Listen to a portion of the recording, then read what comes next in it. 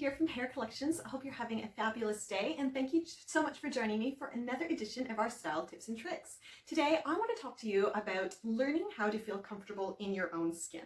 Now, as a female and as a pear-shaped woman, I completely know what it's like to not feel comfortable in your own body and in your own skin. So I wanted to just have a little bit of a chat in regards to different ways that you can feel better and feel more comfortable in your own skin, and some methods that I have actually used recently to help me feel more comfortable that I wanted to share with you. And basically, I just want to kind of go out on the limb here and say everyone has moments of self-hate or devaluing ourselves or anything like that. It's human nature, it's part of lives. What I want to chat to you today is about being comfortable in who you are as a person and in your skin.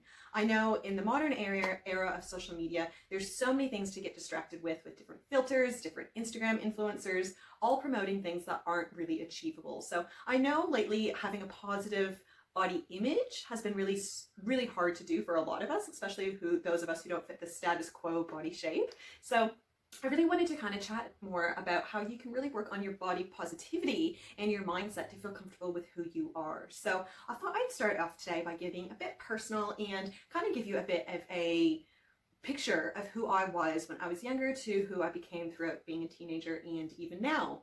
And that was basically when I was a little girl, I was the pretty girl. My sister was the one who would tear out ribbons in her hair. So when I came around, because I'm the second born, I let my mom put me in all the pretty dresses and pink and do my hair. And I loved feeling pretty. I loved wearing dresses. I loved, I was a very petite child as well. I was very small. There was actually issues about me growing and stuff. So I was a very petite child, and I loved being the one that was pretty. And it wasn't until I was about 10 years old where one of my cousins at a family gathering, I remember it like it was yesterday, looked at me up and down and she was just like, "Why are you always in dresses?"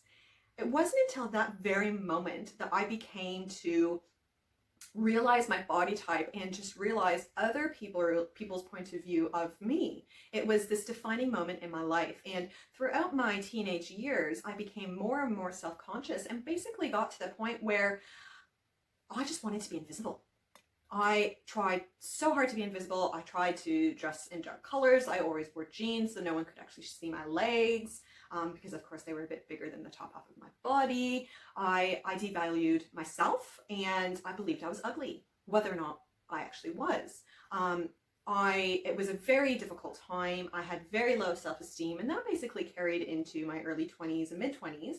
It wasn't until my late 20s that I became to stop and go, I can't continue this kind of attitude, this train of mind. I need to do some work on myself. And the last few years, I've been doing a lot of work on myself and really trying to figure out how I can love myself more as a person, as a pear-shaped woman, and really just move forward to move past my past, basically, and move into a more healthier relationship with myself. And some of the tactics that I have used have been really successful and have ultimately led me to creating Pear collections. And I thought it would be really great just to share a couple of them with you, because I would love, the whole point of Pear is, yes, to provide amazingly fitting clothing that fits pear-shaped women, and it's super comfortable and amazing to wear. But it's also to help you with your body positivity and learning to love your curves and just love yourself. So today I'm just going to run through a couple ones that I thought were really helpful, and I have written a blog to go with this video blog so that you can kind of reference more ones that I have done in the past that might help you even better. But for this episode, I thought I'd just go through a couple that I thought were really handy and might help you. So let's get going on this.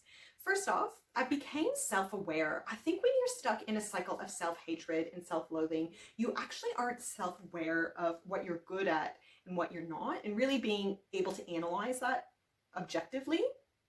So being self-aware is a really great one. Also, accepting your weaknesses. Everyone has weaknesses. No one is perfect. That is what makes us interesting. If you were perfect, you would be so boring. So you need to actually go through and accept your weaknesses. Personally, for me, I had to accept the fact that I didn't have a model body. I had a pear-shaped body. And since I kind of sat there, accepted it, and moved on, I have been able to actually love my curves in my body. It has helped me so much more in accepting who I am and moving forward to this brand new chapter that has resulted in Pear. So that one has been really, really handy, to just something as simple as accepting your weaknesses. Practicing gratitude, always a really good one.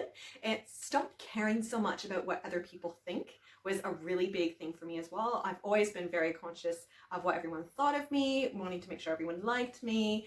And, your life is so much easier once you stop caring what everyone thinks about you. So I would highly suggest that one. Also, just like I said earlier, realizing no one is perfect. You can't be perfect. The whole human condition is about not being perfect. Embrace your faults, your differences, your little things that make you individual, accept them and move on. Another thing that has been really, really handy for me is to not let anyone tell you what you are or who you are. I don't know why, but for years and years, when I was a teenager, I really let people dictate who I was. And it hasn't been until I was really, to be honest, till I moved to Australia, where I really have been able to find out who I was as a person and really come into my own, and it's really changed my life. So definitely don't let people pick who you are. Also, let go of the past. Let go of the past that hurts you. Just move on.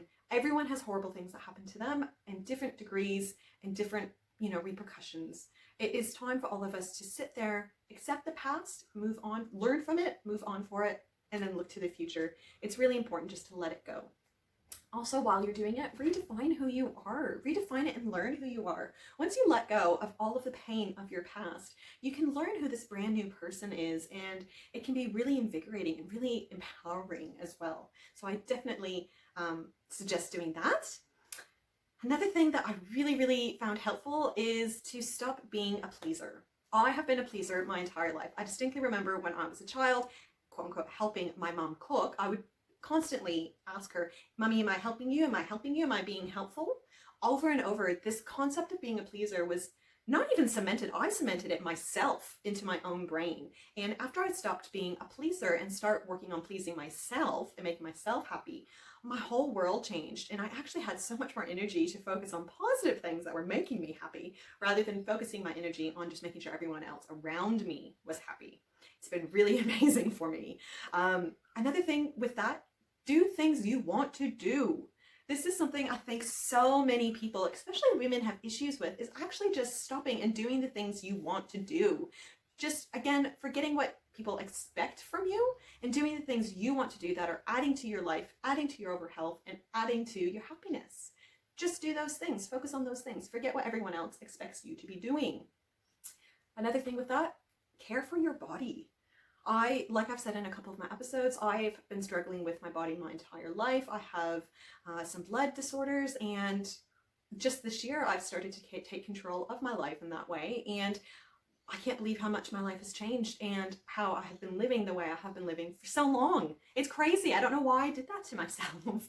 But as soon as I started to really take care of my environment and myself, I've really been able to grow as a person, which is just fantastic.